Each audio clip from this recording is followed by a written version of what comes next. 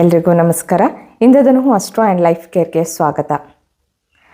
ಎಷ್ಟೋ ಸಾರಿ ಇವ್ರಿಗೇನಾಗಿದೆ, ಈ ಥರ ಜಗಳ ಆಡ್ತಾ ಇದ್ದಾರಲ್ಲ, ಅಥವಾ ಕೆಲವೊಂದು ಸಾರಿ ಮಕ್ಕಳು ಇಷ್ಟು ಸಮಯ ಚೆನ್ನಾಗಿದ್ರು, ಇಷ್ಟು ವರ್ಷ ಚೆನ್ನಾಗಿದ್ರು, ಈಗ ಇದ್ದಕ್ಕಿದ್ದಂತೆ ಮಾತು ಕೇಳಲ್ಲ, ಕೋಪ ಮಾಡ್ಕೊಳ್ತಾರೆ. ಕೆಲವರು ಇರೋ ಸಾಮಾನೆಲ್ಲ ಎಸ್ಬಿಡ್ತಾರೆ.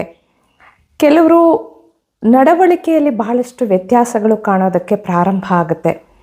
ಕೆಲವರಿಗೆ ಅವರಿಗೆ ಅನ್ನಿಸ್ತಾ ಇರತ್ತೆ, ನಾನು ತುಂಬ ಕೋಪ ಮಾಡ್ಕೊಳ್ತಿದ್ದೀನಿ, ಸಣ್ಣ ಸಣ್ಣ ವಿಚಾರಕ್ಕೂ ಜಗಳ ಆಡ್ತಿದ್ದೀನಿ, ಅಥವಾ ಏನೋ ಒಂದು ನನಗೆ ಕೆಟ್ಟ ಯೋಚನೆಗಳು ಬರ್ತಾ ಇದೆ.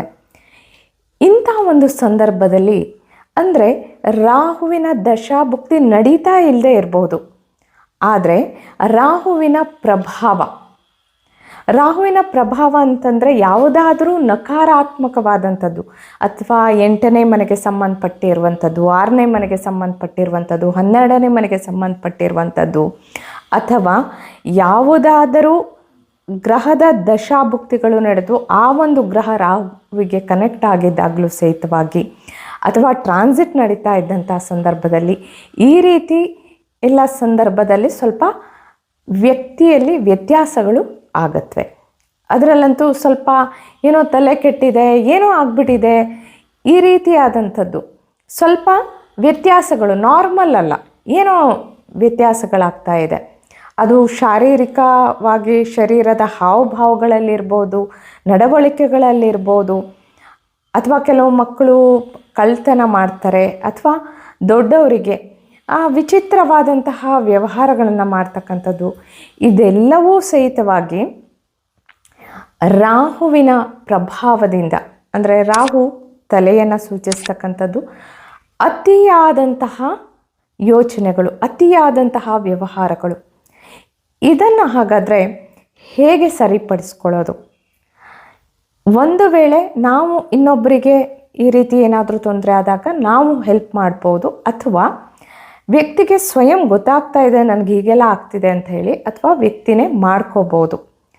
ಅದೇನಂತಂದರೆ, ಒಂದು ಕಟೋರವನ್ನು ತೆಗೆದುಕೊಳ್ಳಿ, ಆದಷ್ಟು ಅದು ಗ್ಲಾಸಿಂದಾದರೆ ತುಂಬ ಒಳ್ಳೆಯದು, ಇಲ್ಲ ಅಂತಂದರೆ ಯಾವುದಾದ್ರೂ ಮೆಟಲ್, ಅದರಲ್ಲೂ ಸ್ಪೆಷಲಿ ತಾಮ್ರದ್ದಾದರೆ ಒಳ್ಳೆಯದು. ತಾಮ್ರದ ಒಂದು ಬೌಲ್ ಅಥವಾ ಗ್ಲಾಸಿನ ಒಂದು ಬೌಲನ್ನು ತೆಗೆದುಕೊಳ್ಳಿ.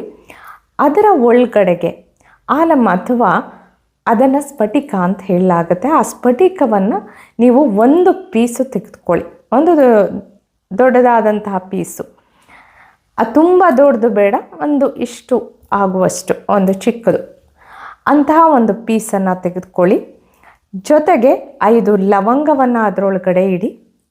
ಹಾಗೆಯೇ ಅದರ ಜೊತೆಗೆ ಪಿಂಕ್ ಸಾಲ್ಟ್ ಅಥವಾ ಸೈಂಧವ ಲವಣ, ಕೆಲವೊಂದು ಸಾರಿ ಸೈಂಧವ ಲವಣ ದೊಡ್ಡ ಪೀಸು ಸಿಗದೇ ಇರ್ಬೋದು, ಅಂಥ ಸಮಯದಲ್ಲಿ ಅದರ ಇದ್ದಿದ್ರಲ್ಲಿ ಸ್ವಲ್ಪ ದೊಡ್ಡದಾದಂತಹ ಪೀಸ್ಗಳು ಒಂದು ಸ್ವಲ್ಪ ಹಾಕಿ, ಇಲ್ಲ ಅಂತಂದರೆ ನಮಗೆ ಆ ಥರ ಸೈಂಧವ ಲವಣದಲ್ಲಿ ತುಂಬ ಪುಡಿಯಾಗಿರುವಂಥದ್ದಿದೆ ಅಂತಂದರೆ ಅದು ಹಾಕಿದರೂ ಪರವಾಗಿಲ್ಲ.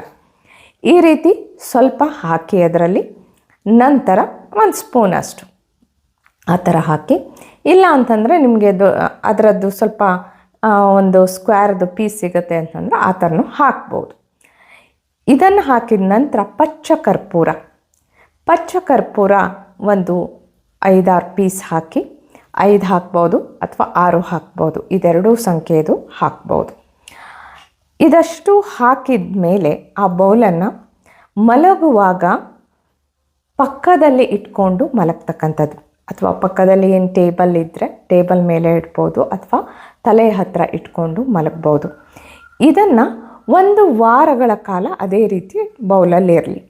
1 ವಾರ ಆದ ನಂತರ ಅದನ್ನು ಡಸ್ಟ್ಬಿನ್ಗೆ ಹಾಕಿ ಮತ್ತೆ 1 ವಾರಗಳ ಕಾಲ ಅದನ್ನು ಇಡ್ತಕ್ಕಂಥದ್ದು. ಈ ರೀತಿ ಹಾಗಾದರೆ ನಾವು ಎಷ್ಟು ಸಮಯ ಮಾಡಬೇಕು ಅಂತಂದರೆ, ಅದನ್ನು ಮಾಡ್ತಾ ಹೋದಂತೆ ನಮ್ಮಲ್ಲಿ ಕೆಲವಷ್ಟು ಬದಲಾವಣೆಗಳು ಕಾಣಿಸೋದಕ್ಕೆ ಪ್ರಾರಂಭ ಆಗುತ್ತೆ. ಆವಾಗ ನಿಲ್ಲಿಸ್ಬೋದು, ಅಥವಾ ಅದನ್ನು ಕನಿಷ್ಠ ಒಂದು 12 ವಾರ, ತುಂಬ ತೀವ್ರತೆ ಇದ್ದಲ್ಲಿ ಒಂದು 12 ವಾರ ಮಾಡೋದು, 3 ತಿಂಗಳ ಕಾಲ ಮಾಡೋದು ಒಳ್ಳೆಯದು. 1 ವಾರ ಅಂತೂ ಇಡ್ತೀವಿ, ಆನಂತರ ಚೆಲ್ತೀವಿ, ಮತ್ತು ಇನ್ನೊಂದು ವಾರಕ್ಕಾಗಿ ಫ್ರೆಶ್ದು ಇರುತ್ತೆ, ಮತ್ತೆ ಚೆಲ್ತೀವಿ. ಈ ರೀತಿ ಮಾಡ್ತಾ ಹೋಗೋದ್ರಿಂದ ಏನಾಗುತ್ತೆ, ರಾಹುವಿನ ಪ್ರಭಾವ ಅಂದರೆ ಏನೋ ಒಂದು ಬುದ್ಧಿಯ ರೂಪದಲ್ಲಿ ಡಿಸ್ಟರ್ಬ್ ಆಗ್ತಾ ಇತ್ತು, ಮಾನಸಿಕ ರೂಪದಲ್ಲಿ, ಶರೀರದ ರೂಪದಲ್ಲಿ, ವ್ಯಾವಹಾರಿಕ ರೂಪದಲ್ಲಿ ಅಥವಾ ನಡವಳಿಕೆ ರೂಪದಲ್ಲಿ ವ್ಯತ್ಯಾಸ ಆಗ್ತಿತ್ತು, ಅದೆಲ್ಲ ಸರಿ ಹೋಗೋದಕ್ಕೆ ಪ್ರಾರಂಭ ಆಗುತ್ತೆ. ಈ ರೀತಿ ಮಾಡಿ ನಾವು ಲಾಭವನ್ನು ಪಡ್ಕೋಬೋದು. ಮುಂದಿನ ಸಂಚಿಕೆಯಲ್ಲಿ ಮತ್ತೆ ಭೇಟಿಯಾಗೋಣ. ಅಲ್ಲಿವರೆಗೆ ಶುಭಮಸ್ತು. ಧನ್ಯವಾದಗಳು.